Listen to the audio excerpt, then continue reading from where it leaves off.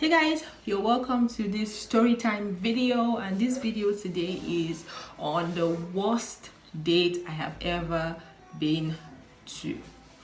Let me give you just time to quickly just press that red button down there or here, subscribe to my channel, hit the bell button so you don't miss out on any juicy video that I have coming out for you guys. And this video is going to be interesting, so like, share, and yeah. So the worst date I've ever been to, I think I was in 100 level in the university, and during my 100 level days I used to be scared a lot. I was scared of going out, I was scared of doing so many things, so I wasn't really so social. On this particular day, I think where did I meet this guy? I think I met him at a bank. I think GT Bank in Lokoja. I think that was where I met him. GT Bank, I think so.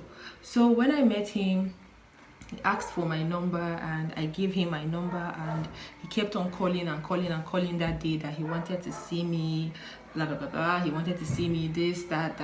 And then I went to do something somewhere in town, and then he called me and said, where am I? I said, I'm in so and so place, and he said, okay, he's close to the place, that he's going to come there to see me and stuff. And so he came, and then he was insisting that we should go out and have lunch or something. So I was like, see, I just came here to do this. I think, was it a photocopy or something I came to do? I just came here to do this stuff, and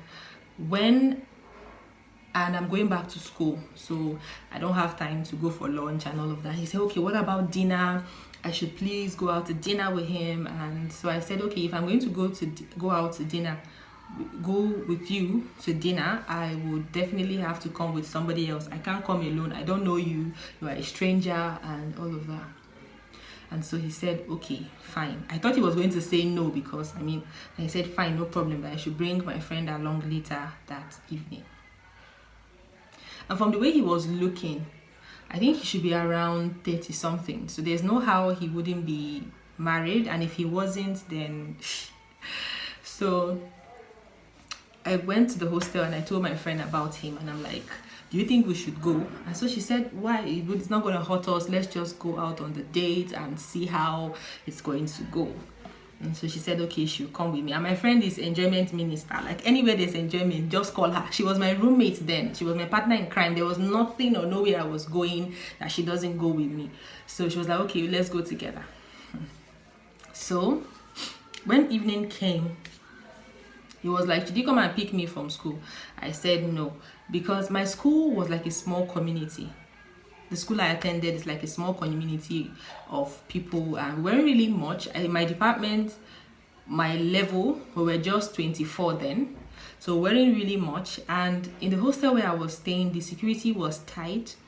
They always come to check on us, and they will check, and if you're not in your room, they would ask, where is this person? Say, okay, this person is in class. So once it's 12 o'clock, the hostel will be locked, and then they will check again to see if you were in the hostel or not, and they will check again early in the morning. So we normally don't sleep out. At least I know that I don't sleep out because of these security checks. Some people did. In fact, my roommate then did. That one is another story. She did once, and she used a pillow, but unfortunately my roommate one of my roommates was just always getting into trouble. So even if they didn't notice that any other person was not around, it was during the Valentine period, my roommate was noticed. So so he said, okay, that he will come and be. I said, no, don't worry, we'll come and meet you. So myself and my friend, we went to this eatery in Lokoja. So we went there, and the guy was just buying, and we're like, we are fine, this one you've bought is okay. Me and my friend were just looking at ourselves, and then the guy was like, no, don't worry, in fact, if you want takeaway, take away. He came with his brother now later came, and he was keeping my friend company. And the brother was like, he really likes us, and he would like to take us somewhere else again this time. And I was like, this is late. This was around, I think 8 something or 9. I'm like, I'm not going anywhere again. It's late for me. I'm not going anywhere again. He was like, no, we have to go out. we should not worry. They are bringing his, I think he says he sells cars. They are bringing another car. We shouldn't worry. They're bringing in another car, and we shouldn't worry. It's going to be fine. They're going to take us somewhere that he doesn't even like dating girls from that state because how unsocial and local they are. He just likes me because of where I'm from, you know, and so that this night we should not make him unhappy. He wants to get to know us better. He really likes me, really likes us. And then I got to find out that they were from a royal family. His brother was a prince, and he was a prince, but he was the senior. And that his brother was, I think he was drunk or something. And I don't know how somewhere, when they were talking, it slipped that he had a wife. And so he was like, well, yes, he's married, but his religion allows him, and his position being a prince allows him to marry more than one wife. So we shouldn't worry, that he loves his wife, okay, but he likes us. And so they were like, so let's get into the car. For 1 hour, these people were trying to convince us to get into their car so that they would take us to where they are going. And so we said no, that we want to go home, don't worry. They refused to allow us. So me and my friend were texting back and forth, like, Dana, today we don't enter. Chicken and rice that we came to eat today, we are in trouble. Like, they bought a lot for us. Even when we came out, they went out to get more things for us to take home. So they were like, I was like, we are in trouble today. So we're just laughing and chatting between ourselves and thinking of the next escape route. And then they now said, okay, no problem. They will go and drop us in school. By this time, I think it was around 10 p.m. And like I said, our school gate, they normally lock it by 12. And the hostel gates will be locked also by 12. And as at this time, I'm sure the hostel mistress would have come to check, and she would have found out that we were not in the hostel. So we're trying to tell them that our hostel is this, and you're like, don't worry, you stay with us, there's no problem. Like, we just met you today and you just bought us, is it this rice and the chicken and the drinks that you got and the suya and stuff means we must follow you tonight?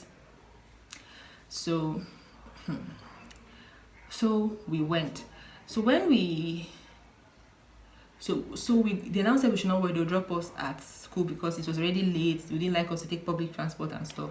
So we got into the car. I was at the front, my friend was at the back, and the guy at the back was just trying to touch her, and she would take his hands off, and she's like, that he doesn't like girls like this, that the girls that would just be answering you with okay, he doesn't like those kind of girls. He likes social girls and all of that. He just loves me. He just loves my physique. He just loves everything about me. And that my friend should please open up and loosen up and all of that, because she was scared. Enjoyment minister was scared. This guy got to the entrance to get into our school, and they drove past. And I was like, what is going on? And I kept telling my friend, I've realized that sometimes if you are in an uncomfortable situation like that, or you are with somebody like a narcissist, or somebody that you know can hurt you, don't use fire for fire approach. Calm down, talk calmly, try to calm the situations down. Just try everything to make sure you get yourself out of there before you now react. So I was just acting like, as if my friend was not feeling like, that is gonna a big girl. So the guy was like, he was acting so like as if I didn't care. So the guy was like, don't worry, we'll take care of you. You stay with us at our guest house. We have houses here. You know, our father is this, our father is that. The one at the back was just making mouth, was talking about his wife, how he loved his wife and how he doesn't play with her. But for him to want to cheat on her with my friend should know that. I can't really remember exactly, but I'm just picking out some things that I can remember. So they kept on driving and driving and driving. So I was telling him that, please, we have to go back today. I was telling him about our school. I'm like, my school say, yeah, they treat us like kids, but we have to go. But don't worry, I promise you tomorrow. So they were like, okay, if you will not stay, let your friend stay at least. Like, my brother, he's already head over heels for her. How do you expect him to feel tonight? And all of that. I was just playing along and saying, no, don't worry. Later on, they said, okay, the car behind, let my friend go and enter that car. Let them go and drop my friend in school. Then me, I should go with him. I said, no. The guy was like, you're going to make me cry. I really love you. I was just praying like, God, Dana, your parents are at home. they gave you money, they gave you food to eat, they paid your school fees. But now you are inside man's car and the man said you must follow him. Like, I was so scared. But I didn't show them that I was scared or anything they were doing where it was affecting me at all. So we kept on, I kept on just talking to him, and if he puts his hand on my laps, I would just playfully play and remove it. But I was just playing along. I said, I'm a big girl, I know all these things, I'm used to it and all of that, until these people drove us up to Zone 8. If you know Zone 8 in Lokoja, I have never been to that point before. In fact, the farthest I had ever gone to then in my 100 level was, there's this junction, is it Ganaja Junction they call it? I think so, something like that. That's the, I can't really remember, Sha. After my school and the hospital, there's a junction after that. That's the highest I've ever been to then in my 100 level. So we're just texting ourselves back and forth. I'm like, God, we don't die today. Our own don't finish today. Like, these guys, man, only God knows what they will do to us. Okay, should we? It was that bad. Like, should we call our parents? Should we call? Later, we'll now talk to ourselves. Like, okay, let's chill and just see how things are going. I was thinking so many things were running through my mind. Are these guys ritualists? Are these guys rapists? Are these guys cultists? Like, who are these guys? They say they are prince. Prince of what? What prince behaves like this? Long story short, at last, guys, we were now able to convince them that we were going to spend the weekend with them, and tomorrow also we're going to come and see them, so they shouldn't worry. But he was like, when? I said, I don't even have class in the morning, so in the morning you can come and see me. If I'll come and see you, all that. We left and we go back to school, and we were just laughing at ourselves. We were laughing, we were happy, we were laughing at ourselves. We're just, we're so grateful and relieved. So we got to the hostel, got home. The next day, he was calling me as usual. I wasn't picking his calls, and I already told my friend, like, don't pick this guy's calls. And the guy was promising me heaven on earth that, he sells cars, so he's going to give me a car, he's going to take care of me, he really likes me and all of that. I don't know why men have this thing. You see a girl and you feel like the girl has problems, and you are now her Messiah, you are now her God, and you need to help her. And if you have the need to help me, why would you want something in return? Because actually I didn't ask you for this help. So that was it. He called me the next day, I didn't pick, and then they were calling my friend and telling my friend that my friend should tell me that we deceived him, that he didn't expect that from me, that I had an innocent face and yet I could lie like this and all. And I told her, I said, don't pick that man's call again, you're on your own, because me, I am not going out with him again. And we used to run into each other, like, front of my school. He'll be talking to me and I'll act as if I don't know him, until one day, if I now saw him in his car, because he swore to me that he was not married, it was just his brother that was married. And I saw him in the car and he was with his kids, I think 3 children. Safe, he was going to drop them off of school, went to pick them from school, some, because they were wearing uniforms. And I saw him and I smiled. That was the first time I actually acted like I knew him in public, and he just did this in his car and he drove off. So that is my story. I hope you guys enjoyed this story time. Please give this video a thumbs up, like, share, subscribe, and until I come you guys way again next. I love you. Bye.